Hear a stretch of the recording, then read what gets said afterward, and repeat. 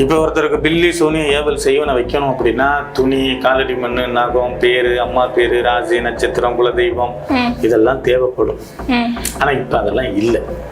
வெறும் போட்டோ, பேர், அவ்வளவுதான். அது இருந்தாலே போதும். ஒருத்தர் அழிக்கவோ, ஆக்கவோ, காக்கவோ எம்பெருமான் ஈசன்கிட்ட மட்டும்தான் இருக்கு.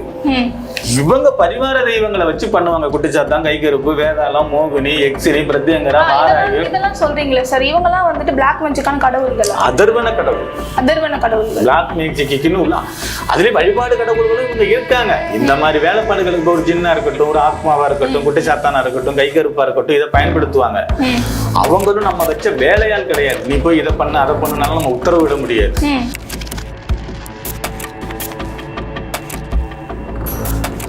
பில்லி சூனிய ஏவல் செய்வனை பத்தி உங்களுக்கு பயம் இருக்குல்ல, பிளாக் மேஜிக்கை பத்தி பயம் இருக்குல்ல, கெடுதலா நடந்துரும்னு பயம் இருக்குல்ல, இந்த விஷயத்த பண்ணுங்க. நீங்க எதுக்கும் பயப்பட தேவையில்லை. கேட்க திறனற்ற உயிருக்கு தன்னுயிரை பாவிச்சு, கேட்க திறனற்ற உயிரை தன்னுயிரை பாவிச்சு யார் ஒருத்தர் அன்னம் இடுறாங்களோ அவங்க கடவுளுக்கு நிகரானவன்.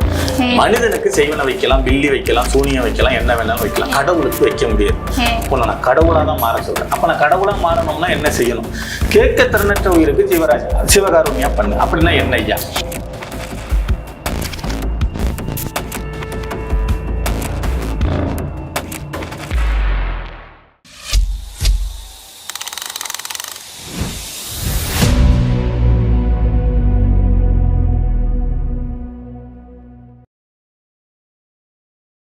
சார், இப்போ வந்துட்டு இந்த மாதிரி சூனியம் ஏவல்லாம் வைக்கிறாங்கல்ல, ஸோ என்னென்ன பொருட்கள் வச்சு வைப்பாங்க, எப்படி அந்த பூஜைகள்லாம் பண்றாங்க சார்?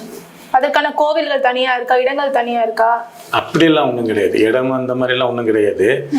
இப்போ ஒருத்தருக்கு பில்லி சூனிய ஏவல் செய்வனை வைக்கணும் அப்படின்னா துணி, காலடி மண்ணு, நகம், பேரு, அம்மா பேரு, ராசி, நட்சத்திரம், குலதெய்வம் இதெல்லாம் தேவைப்படும். ஆனா இப்ப அதெல்லாம் இல்லை. வெறும் போட்டோ, பேர், அவ்வளவுதான். அது இருந்தாலே போதும். இப்போ ஒருத்தருக்கு வந்து ஒரு கெடுதலான காரியம் அது எல்லாருக்கும் பண்ணிட முடியாது. அதை முதல்ல நான் சொல்றேன். எல்லாருக்கும் பெரிய பெரிய பிரபலங்கள் இருக்காங்க, அவங்களோட போட்டோஸ் எல்லா இடத்துலயும் இருக்கு. அப்போ ஒருத்தவங்க பிடிக்கல அப்படின்னா ஈஸியா அவங்களால வச்சிட முடியும்ல சார்? பிரபலியத்துக்கு இல்லைன்னு நம்ம எப்படி சொல்ல முடியும்? ரவி போங்கன் இருக்காரு தெரியுமா? அவர் பிரபலியம் தானே. அவர் என்ன சொன்னாரு? எனக்கு பிளாக் மேஜிக் வச்சுட்டாங்கன்னா ரத்த ரத்தமா கக்குறேன்னு சொன்னாரா இல்லையா? அவருக்கு யாராவது காசு கொடுத்து சொல்ல சொன்னாங்களா? இல்ல. அவங்க குடும்பத்துல நடந்த பிரச்சனை. அந்த அவரோட ஒய்ஃபோட அம்மா வந்து பிளாக் மேஜிக் அதிகமா போறவங்க வாரவங்க எனக்கு பிளாக் மேஜிக் வச்சாங்க, நான் ரத்த ரத்தமா கக்குனேன், வந்துச்சா இல்லையா? மீடியாவுல சொன்னாரா இல்லையா? அப்புறம் வந்து பொன்னம்பலம் ஐயா இருக்காருல்ல, எங்க சொந்த பந்தம் தான் எனக்கு வச்சாங்க, நான் இந்த மாதிரி கிட்னி ஃபெயிலியர் ஆயிட்டேன் சொன்னாரா இல்லையா? போண்டாமணி எனக்கு இந்த மாதிரி வச்சுட்டாங்க சொன்னாரா இல்லையா? பிரபலியம் யாரும் சொல்லல. பிளாக் மேஜிக் அவங்க அளவு கடந்து நம்புறாங்க. பாதிக்கப்பட்டதுக்கு பிறகு தெரிய வருது. ஒரு குடும்பம் அப்படி பார்த்தா பிளாக் மேஜிக் ஒரு அழிவா? ஏன்னா வந்துட்டு யாருக்குனாலும் ஒரு போட்டோ இருந்தா வச்சிட முடியும் அப்படின்றப்போ அது அழிவு நோக்கி தானே போகுது சார். அப்படி வைக்க முடியாது. நம்ம இங்க பொருள் செலவு நிறைய ஆகும்ல. இப்ப என்கிட்ட வந்து கோடிக்கணக்குல சொத்து இருக்கு, இல்ல வேற மாதிரி இருக்கு, நான் கண்டமேனிக்கே செலவழிச்சுக்கிட்டே இருப்பேனா? அது கஷ்டப்பட்டு சம்பாதிச்ச காசு தானே. நான் ஏன் சம்பந்தமே இல்லாதவங்க ஒருத்தருடைய போட்டோவை நான் பிரிண்ட் அவுட் எடுத்து அவங்களுக்கு அத்தரு, புனகு, ஜவ்வாது, அரகஜா, குங்குமம், கோரவசனை, தொட்டால் வடி, நெல் வடி, தேகவட்டம், மயில் தொகை, அப்புறம் குழியான, அப்புறம் பாத்தீங்கன்னா அப்புறம் அது இன்னொரு பொருள் ஒண்ணு இருக்கு, புடத்துல எறிகிற அந்த கரண்டி வச்சு பிடிச்சு இதெல்லாம் ரெடி பண்ணி சண்டல கருமையை எடுத்து அப்புறம் அந்த தகத்துல தடவி பண்ணி வெட்டி கிடா வெட்டி அதுக்கு படைகள் போட்டு நிர்வாணமா நின்று 1,08,000 உரு போட்டு நான் கொண்ட சுடுகாட்டுல விதைச்சு அவங்களை அழிக்கணும்னு எனக்கு என்ன வந்திருக்கு? அப்படி யாரும் பணம் கொடுத்தாதான் செய்வாங்க. கண்டமணிக்கு செய்ய முடியாது. இந்த இருக்கிறதுலயே ரொம்ப கடினமான வேலைன்னா பில்லி சூனிய ஏவல் செய்யறதுதான். அதுக்கு நிறைய பொருள் செலவாகும், நிறைய படைகள் போடணும், நிறைய வேத மந்திரங்கள் இருக்கு, நிறைய நேரங்காலம் ஒதுக்கணும், மயானம் தேடணும். கண்டமேனிக்கெல்லாம் இவங்க அங்க செய்ய மாட்டாங்க. இவங்க இருக்கிற பிஸில அதை செய்யறதுக்கு யாராயனும் வந்து இவங்களால நிறைய நான் பாதிக்கப்பட்டிருக்கேன், இவங்கனால என் குடும்பம் போயிருச்சு, என் சொத்தை பிடிக்கிட்டாங்க, இன்னைக்கு நான் நிம்மதியா வாழ முடியல, இங்க சோபி போடுவாங்க. அவர் சொல்றது உண்மையா பொய்யா, இதுக்கு கடவுள் அனுகிரகம் கொடுக்குறாரா, அனுமதிக்கிறாங்களாலும் அனுமதி எல்லாம் பார்த்துட்டு தான் அந்த மாதிரி வைக்கிறாங்களா சார்? நம்ம கடவுளாமா டக்குன்னு பண்ண ஆக்கல் அழித்தல் காத்தல் எம்பெருமான் ஈசன்கிட்ட மட்டும்தான் இருக்கு, மனிதங்கிட்ட கிடையாது. ஒருத்தர் அழிக்கவோ, ஆக்கவோ, காக்கவோ எம்பெருமான் ஈசன்கிட்ட மட்டும்தான் இருக்கு.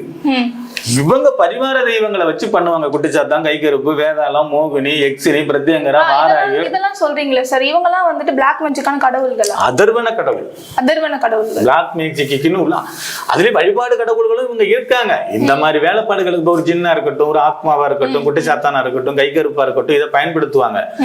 அவங்களும் நம்ம வச்ச வேலையால் கிடையாது. நீ போய் இதை பண்ணு அதை பண்ணுனாலும் நம்ம உத்தரவு விட முடியாது. இப்ப எனக்கு பணம் தேவை, கார்ல போகணும், ஏசி ரூம்ல இருக்கணும், நல்லா சாப்பிடணும், நல்ல ட்ரெஸ் பண்ணணும், எனக்கு பணம் தேவை. கடவுளுக்கு என்னமா தேவை? இது அத்தனையும் படைச்சது கடவுள் தான். பணத்தை படைச்சது கடவுள், காரை படைச்சது கடவுள், பிரபஞ்சத்தை படைச்சது கடவுள். அவங்களுக்கு என்ன வேணும்? ஒன்னும் தேவையில்லை. நான் பணம் வாங்கிக்கிட்டு செய்யறதுக்கு தயாராகிடுவேன். நான் யாரை வச்சு பண்றேன்? கடவுளுங்கிற ஒரு விஷயத்த வச்சு நான் பண்றேன். இங்க சோபி போடும்போது அவங்க அனுகிரகம் வேணும். நீ பண்ணு, நான் கூட இருந்து சப்போர்ட் பண்றேன் அப்படின்னு சொல்லி இங்க சோபி போடும்போதே தெரிஞ்சிடும் இது ஆகும் ஆகாது. அப்போ இங்க ஒரு அப்பாவியான குடும்பம் இருக்கு, அந்த மாதிரி வந்து வைக்கிறாங்க அப்படின்றப்ப கடவுள் வந்து அனுமதிக்கிறாரா? அப்பாவி குடும்பங்கள் பெரும்பாலும் பாதிக்கப்படாது. அதுல எந்த விதமான மாற்று கருத்தும் இல்லை. நான் ஒன்னே ஒண்ணு சொல்லுவேன், என்னன்னு கேட்டீங்கன்னா, நம்ம நல்லா இருக்கணும்னு தான் நம்ம நினைப்போம். கண்டிப்பா. சரிங்களா? அடுத்தவங்களும் நல்லா இருக்கணும்னு நினைக்கும் பொழுது கடவுள் நீ நல்லா இருப்பான்னு நினைப்பான். உன்னை பிளாக் மேஜிக் எல்லாம் பாதிக்காது, பில்லி சூனியம் எல்லாம் பாதிக்காது. முதல்ல நல்ல எண்ணத்தை வளர்த்துக்க. அப்பாவி குடும்பம் இங்க பாதிக்காதுமா. இது என்னுடைய ஆணித்தரமான வாதம். நீ ஏதேனும் கர்மா, இந்த பிறப்பே ஜனனமே கர்மாவை கழிக்கதான் எடுத்திருக்கோம். அது முதல்ல நல்லா தெரியும். வந்துட்டு அவங்க அந்த பூர்வ ஜென்மத்துல பண்ண கர்மாவை இப்போ அந்த மாதிரி கண்டிப்பா அதுல எந்த விதமான மாற்று கருத்தும் கிடையாது. சரிங்களா? இப்ப ஒரு அப்பாவி குடும்பம், அது போன ஜென்மத்துல என்ன பண்ணாங்களோ ஏது பண்ணாங்களோ நமக்கு தெரியாது. இப்பயுமே பாவம் பண்ணாதவங்க யாரும் நம்ம சொல்ல முடியாது. சரியா? அப்பாவி குடும்பம்னு இங்க ஒண்ணு, அப்பாவி குடும்பம் பாதிக்காது. அவங்களுக்கு நம்ம வைக்கவும் முடியாது. சரிங்களா? அவங்க ஏதேனும் கருமாக்கள் இருக்கணும், குலதெய்வம் விலகி நிக்கணும், அவங்க ஏதாவது பூர்வ புண்ணிய கருமா பண்ணிருப்பாங்க. அப்ப எல்லாருக்கும் பிளாக் மேஜிக் பாதிக்காது? பாதிக்கவே பாதிக்காது. சரி, இப்போ நான் கேள்விப்பட்டிருக்கேன் என்ன அப்படின்னா, இந்த மாதிரி பிளாக் மேஜிக் வைக்கிறாங்க அப்படின்னா வீட்டுல ரத்தம் இருக்கும், முடி கிடக்கும், துணி காணாம போயிடும் அப்படின்றாங்க. இந்த வேலைப்பாடுகள் யார் பண்றது? இது குட்டி சாத்தான்னு ஒருத்தர் பண்ணுவார். விஷ்ணு மாயான்னு பேர் அவருக்கு. மொத்தம் 390 வகையான குட்டிகள் இருக்காங்க. அவங்கள வச்சு பண்ணும் பொழுது இந்த மாதிரி இப்ப அவங்க சாப்பிட்ட சாப்பாடு வந்து அவங்களுக்கு மலமா தெரியும், மத்தவங்க வந்து பார்க்கும்போது அது சாதமா தெரியும். அவங்க வீடு துணிமணி வந்து தீப்பிடிச்சு எரியும், மத்தவங்க வந்து பார்க்கும்போது தீ இருக்காது. அவங்க குடிக்கிற தண்ணீர்ல வந்து யூரின் ஸ்மெல்லு வரும், மத்தவங்க வந்து வாங்கி குடிக்கும் போது அந்த மாதிரி வராது. அதுக்கு பேரு விஷ்ணு மாயா குட்டி சாத்தான்னு பேரு.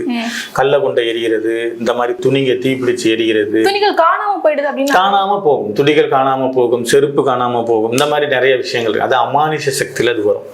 அந்த மாதிரி பண்றது அதுக்கெல்லாம் நிறைய வேலைத்தனம் இருக்கு, நிறைய மூலதனம் இருக்கு. அதெல்லாம் எடுத்த கையோட எல்லாம் பண்ணிட முடியாது. அப்படி நிறைய பொருள் செலவாகும், நிறைய நேரம் விரயங்கள் ஆகும். அப்படி இருந்தா தான் பண்ண முடியும். இங்க பிளாக் மேஜிக் பண்றவங்க வந்து டக்குன்னு எல்லாருமே கெடுதல் காரியம் பண்ணிடுவாங்கன்னு ஒரு கருத்து இருக்கு. அப்படி யாரும் பண்ணவும் மாட்டாங்க. டக்குன்னு எல்லாம் எடுத்த உடனே பண்ணக்கூடாது. ஏன் அப்படின்னா, நம்ம ஒரு குருநாதர்கிட்ட வித்தை கத்துக்கும் போது அவங்க கிட்ட நம்ம சத்தியம் வாங்குவாங்க. இந்த அற்புதமான கலையை வந்து நான் பொண்ணுக்காகவும் மண்ணுக்காகவும் சுயநலத்திற்காகவும் தப்பா பயன்படுத்த மாட்டேன். ஒரு கால் தப்பா பயன்படுத்தினா எனக்கும் என்னுடைய சங்கதிக்கும் பல பாவங்களும் சாபங்களும் வந்து சேரட்டும். இது உன்னையும் என்னையும் படைத்த பரமன் பார்வதி மீது ஆணையாகன்னு சத்தியம் வாங்கிக்கிட்டு தான் சொல்லி கொடுப்பாங்க. நீங்க கத்துக்கிட்டீங்கிறதுக்காக நீங்க சுயநலமாகவோ இல்ல வேற வேற மாதிரி எல்லாம் பண்ண முடியாது, பண்ணவும் கூடாது. அப்படி பண்ணுனா இவங்க சங்கதியை பாதிக்கும், இவங்களை பாதிக்கும். அதனால இங்க சரி எழுதி போய் ஒருத்தவங்க எதிரினா போய் எழுதி வைக்கிறாங்க, அவங்கள பாதிக்குமோ இல்லாட்டி அந்த மாந்திரிக பூஜை பண்றாங்கல்ல அவங்க கிட்ட வாங்கிட்டு அவங்களுக்கு பாதிப்பு? என்ன எழுதி வைக்கிறாங்க? இப்போ வந்துட்டு ஒருத்தவங்க நல்லா இருக்க கூடாது அப்படின்னா ஒரு சில கோவில்கள் இருக்கு, நான் கேள்விப்பட்டிருக்கேன் சார். தனியா வந்து எப்படின்னா, இப்போ ஒருத்தவங்க நல்லா இருக்க கூடாது அங்க போய் சீட்டு மாதிரி எழுதி வச்சு அவங்க வந்து இது அந்த அங்க இருக்கக்கூடிய மாந்திரிகர் கிட்ட கொடுத்துட்டு வந்துருவாங்க அப்படின்னு நான் கேள்விப்பட்டிருக்கேன். சோ அதான் நான் கேட்கிறேன், இப்போ வந்து போய் எழுதி வைக்கிறவரை பாதிக்குமா இல்ல அங்க பூஜை பண்ணி ஒருத்தர் இது பண்றாரு அவரை பாதிக்குமா? இப்ப மாந்திரிகத்தால ஒரு விஷயத்த பண்ண முடியும் அப்படின்னாலோ, கோவில்ல போய் தகடு எழுதி வச்சு ஒரு விஷயத்த பண்ண முடியும்னாலோ இங்க கூலிப்படன்னு ஒண்ணு இருக்காது. சொல்ற புரியுதா? 10 லட்சம் 20 லட்சம் வாங்கிக்கிட்டு ஆளை கொலை பண்றாங்கல்ல கூலிப்படன்னு, அவங்க இருக்க மாட்டாங்க. ஏன் அப்படின்னா, அவங்களுக்கு போய் 10 லட்சம் 20 லட்சம் கொடுக்கறத ஒரு 50,000 கொடுத்து தகடு எழுதி வைக்கலாமே, வெள்ளியில எழுதி வைக்கலாம், தங்கத்துல எழுதி வைக்கலாமே. நான் முதல்ல சொல்லிட்டேன், ஆக்கல் அழித்தல் காத்தல் எம்பெருமான் ஈசனிட்ட மட்டும்தான் இருக்கு, மற்றபடி யாருக்கிட்டையும் கிடையாது. நீங்க வேணும்னா நேர்த்திக்கடன் வைக்கலாம், முறையிடலாம், மிளகாரச்சி ஊத்துறது இருக்கு, காசு வெட்டி போடுறது இருக்கு, சூலத்துல வந்து சேவல் குத்துறது இருக்கு, குதிரையினுடைய அடியில தகடு வைக்கிறது இருக்கு, இன்னும் நிறைய விஷயங்கள் இருக்கு. இது பலிக்கிறதும் பலிக்காம இருக்கிறதும் நடக்கிறதும் நடக்காம இருக்கிறதும் அங்க இருக்கிற கடவுளுடைய அனுகிரகத்தை பொறுத்து இருக்கு. சில பேரு தன்னுடைய குமுறல் பேர்ல வேகத்தின் பேர்ல அவசரமா எழுதி கொண்டு வச்சிருவாங்க. இது புருஷன் பொண்டாட்டிக்குள்ளேயே நடக்குது. ஒரு புருஷங்காரம் பொண்டாட்டி பிடிச்சி அடிச்சாரம் பேசுறான் போறான் வரான்னு வச்சுங்களேன், ஒரு 2-3 நாளைக்கு இருக்குமா அந்த கோபம். அந்த கோபத்துல போய் மண்ணள்ளி தூத்திடுறது, கோழி முட்டை வச்சுட்டு வந்துடுறது, தகுடு எழுதி வச்சுட்டு வந்துடுறது, திரும்ப பார்த்தா இவங்க ஒன்னா சேருவாங்க. அப்ப கடவுளுக்கே தெரியாது கணவன் மனைவிக்குள்ள பிரச்சனை அவசர புத்தி, கோபப்பட்டு இந்த மாதிரி செய்யறாங்க, நம்ம எதுவும் பண்ணக்கூடாது அப்படின்னு. நீங்க குதிரைக்கு அடியில வச்சாலும் சரி, தகடு எழுதி வச்சாலும் சரி, அதுல நியாயத்தின் அடிப்படையில பலிதமாகும்.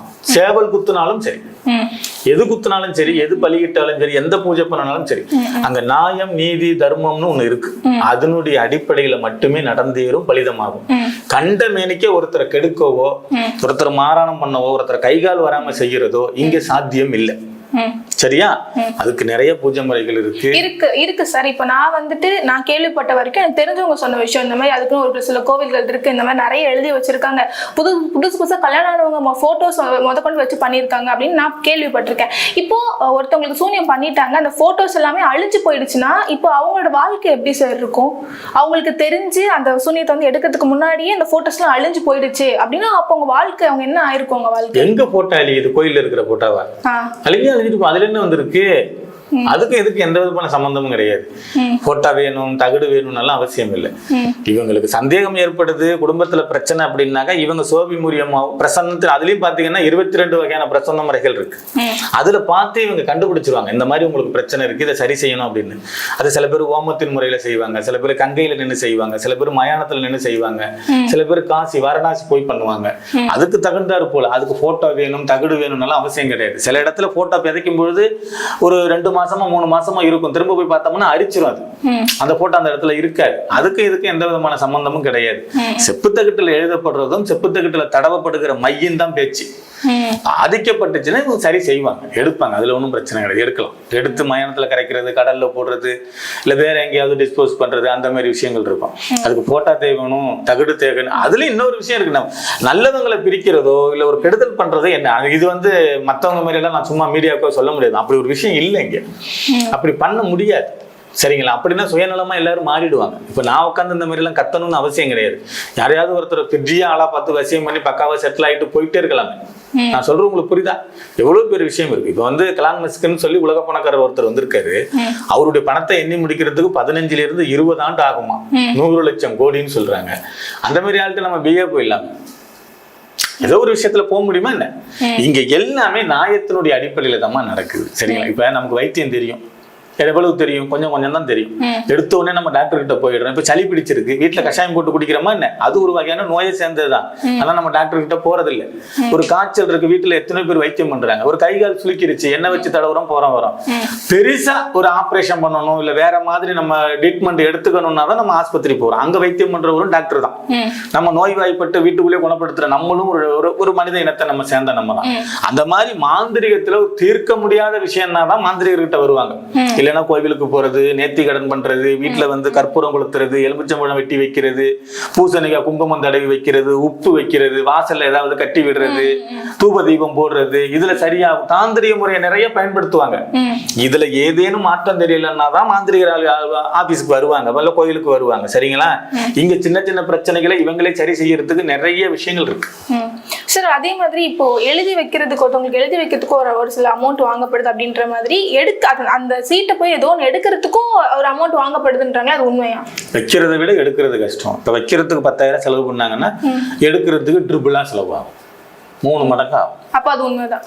உண்மைதான். இல்ல வைக்கலாமா? யாருக்கு? உனக்கே நான் வைக்கலாமா? எழுதி வைக்கலாமா? நீ எனக்கு ஏதாவது கெடுதல் பண்ணிருக்கணும், ஒன்னால நான் பாதிச்சிருக்கணுமா? அப்பதான் அது வந்து நடக்கும். சும்மா ஏதோ என்ன சத்தம் போட்டுட்ட, என் மேல கோபப்பட்டுட்டாங்கிறதுனால உன்னை நான் பழி வாங்க முடியாது. புரியுதா? நீங்க அப்படி இல்ல சார், அப்படி இருக்கிறவங்க இருக்காங்கல்ல. இப்போ வந்து இருக்கட்டுமே, அப்படி வைக்கிறவங்க வைக்கட்டும், எழுதி வைக்கட்டும், எல்லாம் பண்ணட்டும். இது ஒரு விழிப்புணர்வா கூட இருக்கட்டும், பயப்பட வேண்டாம்னு சொல்றேன் நான். சரியா? நீ உங்க மேல எழுதி வச்சாலும் பலிக்காதுன்றீங்க. உங்க மேல தப்பு இல்லைன்னா, தப்பு இல்லைன்னா பலிக்காது. நீங்க ஏன் பயப்பட போறீங்க? அதுல அதுக்கு நான் சொல்ல வரேன். ஏன்னு கேட்டீங்கன்னா, நம்ம வந்து நான் நிறைய பேசுறதுனால எல்லாருமே எனக்கு போன் பண்ணி என்ன சொல்லுவாங்கன்னா, மத்தவங்க விஷயத்தை விட நீங்க யாரையும் பயமுறுத்துறது இல்ல சாமின்னு தான் சொல்லுவாங்க. நான் பயமுறுத்த மாட்டேன். அப்படி இப்படி அந்த மாதிரி இந்த மாதிரி ஆயிடுன்னு சொல்லி, முதல்ல நீ ஒரு நீதி நேர்மையா நடந்துக்க, நியாய நீதியா நடந்துக்க. நீ நல்லா இருக்கணும்னு நினைக்கிற மாதிரி அடுத்தவங்க நல்லா இருக்கணும். இன்னொரு விஷயம் என்ன சொல்றேன்னா, இப்ப ஒரு பில்லி சுனி ஏவல் செய்வனை பத்தி உங்களுக்கு பயம் இருக்குல்ல, பிளாக் மேஜிக்கை பத்தி பயம் இருக்குல்ல, கெடுதலா நடந்துரும்னு பயம் இருக்குல்ல, இந்த விஷயத்த பண்ணுங்க, நீங்க எதுக்கும் பயப்பட தேவையில்லை. கேட்க திறனற்ற உயிருக்கு தன் உயிரா பாவிச்சு கேட்க திறனற்ற உயிரை தன்னுயிரை பாவிச்சு யார் ஒருத்தர் அன்னம் இடுறாங்களோ அவங்க கடவுளுக்கு நிகரானவன்.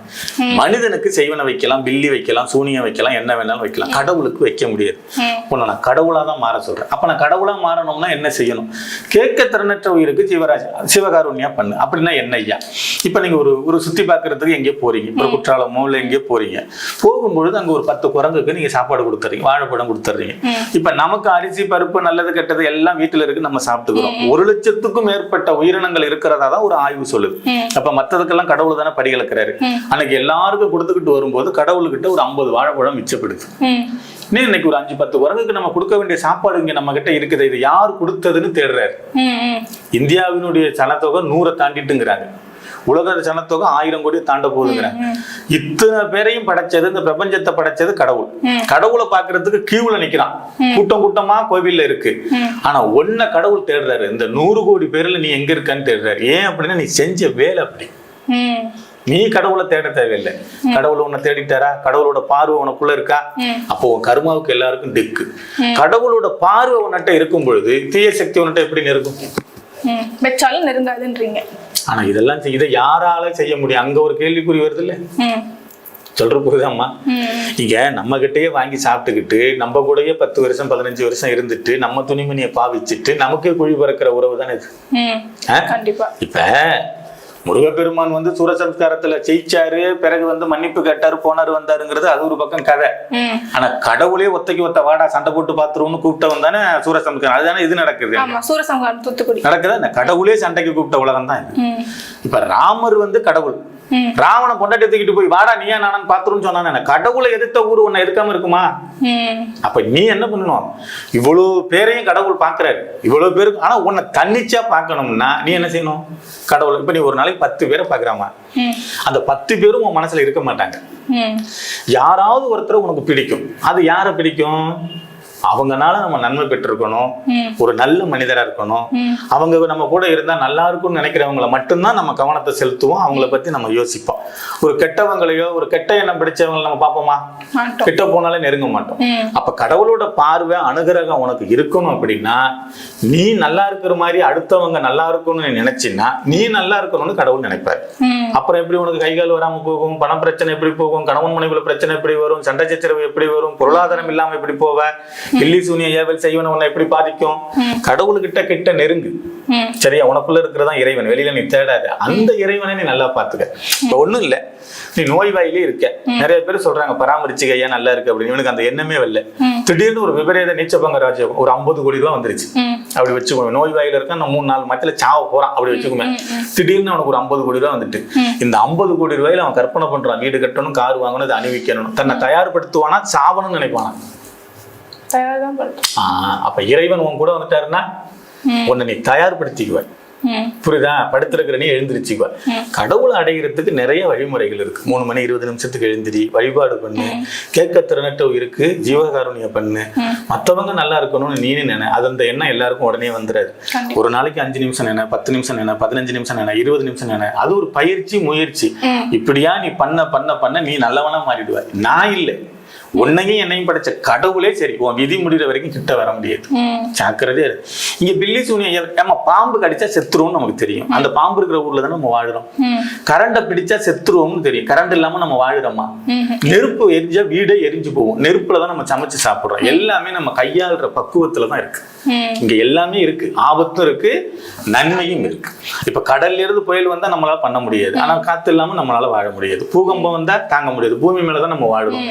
அதே மாதிரி இன்னொரு விஷயம் என்னன்னா, என்னதான் விஞ்ஞான வளர்ச்சி வந்தாலும் இங்க ஒரு 5 விஷயத்துக்கு கண்டுபிடிப்பே கிடையாது. புயலை தடுக்கிறதுக்கு யாரும் கண்டுபிடிச்சிட முடியுமா? ஏதாவது முடியாது. நெருப்பு அது மாதிரி அளவு கடந்து கோவப்பட்டுச்சுன்னா அதை அடக்கிறதுக்கு ஏதாவது பண்ண முடியுமா? பண்ண முடியாது. நிலநடுக்கம் அந்த மாதிரி இன்னும் நிறைய விஷயங்கள். அந்த பிரபஞ்சத்தால 5 அழிவு இருக்கு. நீர், நெருப்பு, காற்று, ஆகாயம், பூமி. இதனால எதுவும் பண்ண முடியாது. அக்னி மழைன்னு ஒண்ணு இருக்கு. அந்த அக்னி மழை எப்ப பெய்யும்னு நம்ம சொல்ல முடியாது.